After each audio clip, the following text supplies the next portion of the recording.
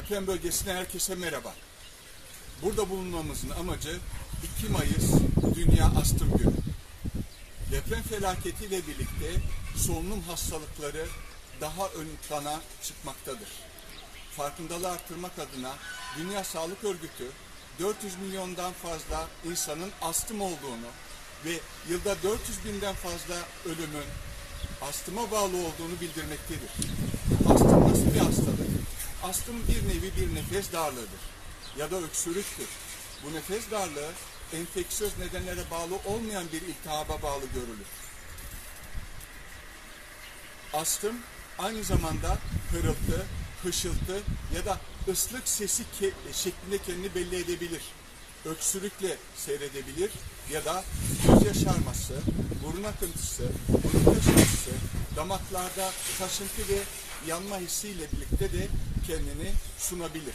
Alerjik yakınmalardan bahsediyorum. Astımın tedavisi aslında yoktur.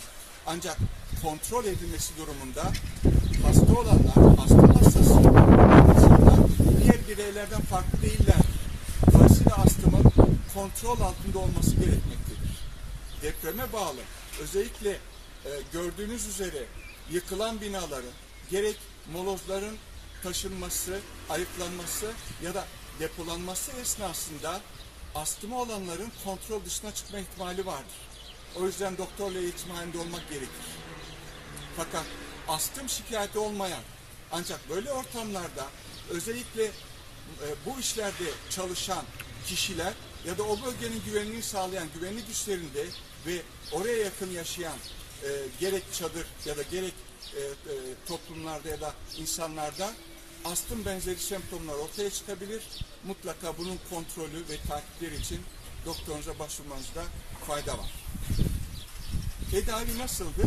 Aslında ilaç söylenmekle birlikte halk arasında buna fıs şeklinde niteleme söz konusudur. Ve o ilaçların bağımlılık yapmadığının altını çizmek isterim. Daha çok ağızda yara ve ses kısıklığı yapabildiğini biliyoruz. Bunu engellemek adına mutlaka kullanımdan sonra ağız çalkalama ve dökülmesi ya da diş fırçalama şeklinde, gargara yapma şeklinde çeşitli önerilerle bu şikayetleri en aza, bu yan etkileri en aza indirebiliyoruz. Size deprem bölgesinden seslenmeye çalıştım. Astım bu bölge için ciddi bir tehdit. Lütfen kendi önlemlerinizi alın.